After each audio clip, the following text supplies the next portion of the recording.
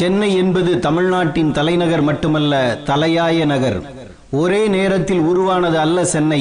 சிறுக சிறுக சேர்ந்து தமிழ்நாட்டின் தலைவிதியை தீர்மானிக்கும் இடமாக உருப்பெற்றுள்ளது. இன்று ஜீன்ஸும் லெகின்ஸும் அணிந்த உயிர்கள் வாழும் இந்த சென்னை கற்கால உலோக கால மனிதனை பார்த்துள்ளது. பல்லவர், நாயக்கர், போர்ச்சுகீசியர், அர்மீனியர், முகமதியர், டேனிஷ்காரர், பிரெஞ்சுக்காரர், ஆங்கிலேயர் என பல நாட்டவர் இங்கு வாழ்ந்துள்ளார்கள். இதில் பலர் ஆண்டும் உள்ளார்கள். கற்கால மனிதர்கள் கூடுவாஞ்சேரி, சத்தியவேடு பகுதியில் இருந்துள்ளனர்.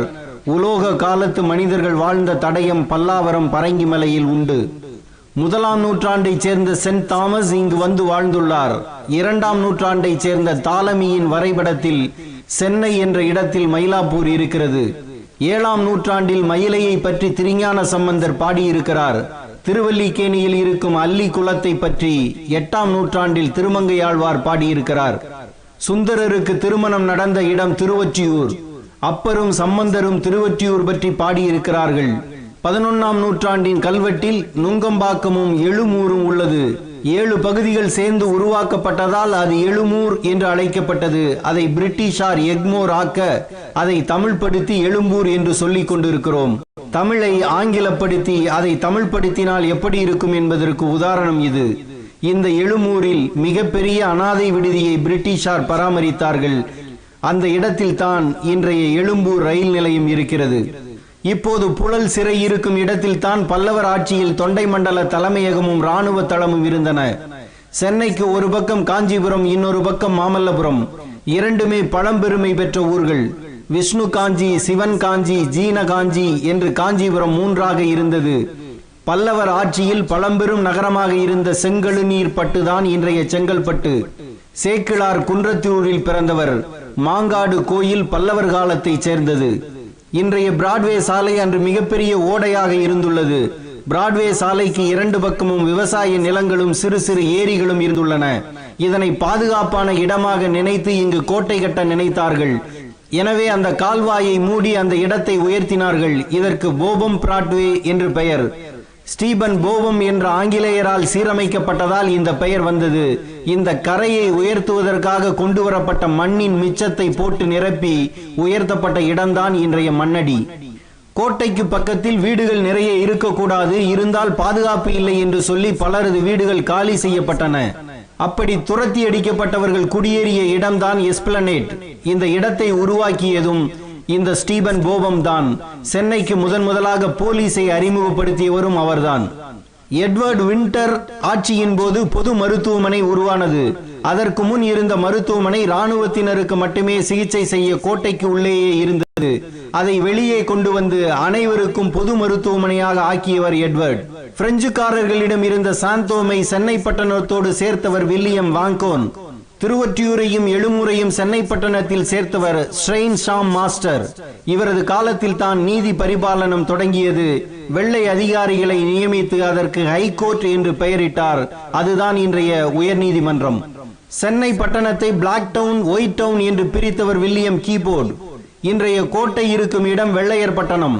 இன்றைய உயர்நீதிமன்றம் சட்டக்கல்லூரிக்கு அந்த பக்கம் இருப்பது பிளாக் டவுன். இந்த பிளாக் டவுனை நிர்வாகம் செய்ய நியமிக்கப்பட்டவர் தான் பெத்தநாயக்கன். அவர் பெயரால் தான் பெத்தநாயக்கன் தெரு இருக்கிறது. யூதர்கள் பவள வியாபாரம் பார்த்த தெருவே இன்றைய பவளக்கார தெரு. பேச்சுக்கு பிரித்தால் போதாது என்று 2க்கும் மத்தியில் சுவரை கட்டி பெத்தநாயக்கன் தெருவிலும் முத்தியால்பேட்டையிலும் வாசல் வைத்த கவர்னரின் பெயர் தாமஸ் பிட்.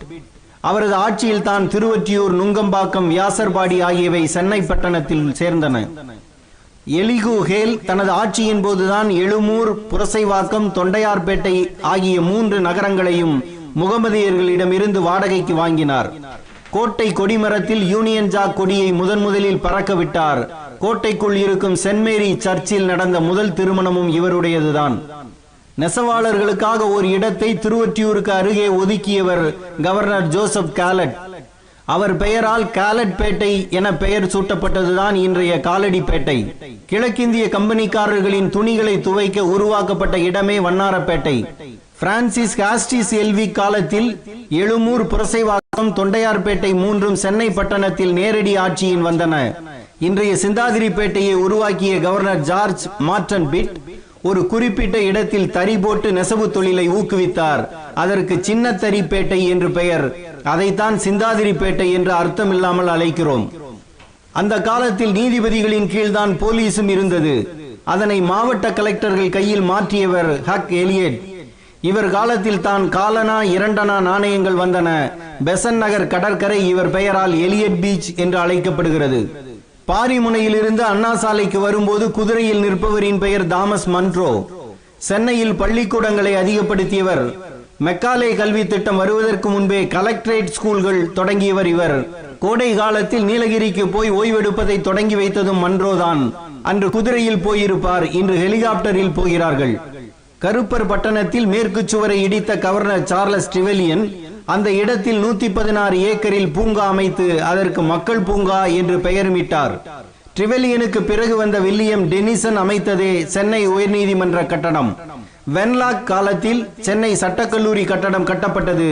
பழைய கருப்பர் பட்டணத்தில் இடுகாடு இருந்த இடம் அது. சட்டக்கல்லூரியின் புதிய கட்டிடத்திற்கு பின்புறம் இன்றும் நினைவு சின்னங்கள் இருப்பதை பார்க்கலாம். கடற்கரை சாலையில் கவர்னர் நேப்பியரால் கட்டப்பட்டதே நேப்பியர் பாலம். இந்த பாலம் கட்டப்பட்ட பிறகுதான் கடற்கரை சாலை அமைக்கலாம் என்ற யோசனையே வந்தது. நேப்பியருக்கு பிறகு ஆட்சிக்கு வந்த கிராண்ட் டஃப் கூவத்தில் இருந்து சாந்தோம் வரை நேராக சாலை அமைத்து ஓரங்களில் செடி வைத்தார். இன்று அங்கு இருக்கும் காதல் ஜோடிகளை பார்த்து இதுகளுக்கு வேற இடமே கிடைக்கவில்லையா என்று சலித்துக் கொள்கிறோம் அல்லவா? ஆனால் கிராண்ட் டஃப் காதலர்களுக்காகத்தான் இந்த சாலையை உருவாக்கினார். அதற்கு அவர் வைத்த பெயர் லவ்வர்ஸ் பாத், அதாவது காதலர்கள் பாதை. யானைகளின் வாழ்விடங்களை பறித்து வீடு கட்டி விட்டார்கள் என்று சுற்றுச்சூழல் ஆர்வலர்கள் பொங்குவதைப் போல காதலர்களின் இடத்தை கைப்பற்றி விட்டார்கள் என்று காதலர்கள் எதிர்காலத்தில் கொடி பிடிக்கலாம். அன்றைக்கு இருந்த முக்கியமான சாலைகள் 3மே கோட்டையின் 3 வாசல்களில் இருந்துதான் தொடங்கும். இன்றைய கடற்கரை சாலை, மவுண்ட் சாலை, பூந்தமல்லி நெடுஞ்சாலைகள் தான் காமராஜர், அண்ணா, பெரியார், ஈவேரா பெயர்களால் அமைந்துள்ளன. அன்றைக்கு மவுண்ட் சாலை தான் முக்கியமானது. சென்ட் தாமஸ் மவுண்ட் என்ற மலையின் அடையாளமே அது. வெள்ளையர்கள் பலர் அங்கு தங்கியதால் அது பரங்கி மலை எனப்பட்டது.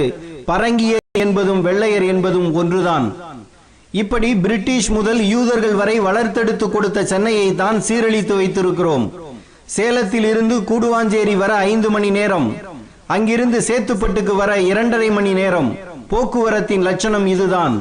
கூவம் ஆறு, எழும்பூர் ஆறு, அடையாறு அனைத்தும் கழிவுநீர் கால்வாய்களாக ஆகி நோய் உற்பத்தி சாலைகளாக மாற்றப்பட்டு விட்டன. கூவத்தை சுத்தப்படுத்துகிறோம் என்று 40 ஆண்டுகளுக்கு முன் கருணாநிதி தொடங்கிய திட்டத்தை 4.5 ஆண்டு ஆட்சி முடியும் போது தூசி தட்டி கையில் எடுத்து அறிவித்திருக்கிறார் ஜெயலலிதா. நமக்கு எல்லா யோசனையும் கடைசி காலத்தில் தான் வரும். 20 ஆண்டுகளுக்கு முன் வந்திருக்க வேண்டிய மெட்ரோ ரயிலை இப்போது விடுவதை போல. பிரிட்டிஷார் இங்கு வரும்போது சிறு சிறு குப்பங்களாக சென்னை பட்டணம் இருந்தது. அத்தனையும் ஒன்றிணைத்து பெரு நகரமாக ஆக்கி கொடுத்தார்கள். அதனை மீண்டும் குப்பையாக ஆக்கியதுதான் 60 ஆண்டு கால சாதனை.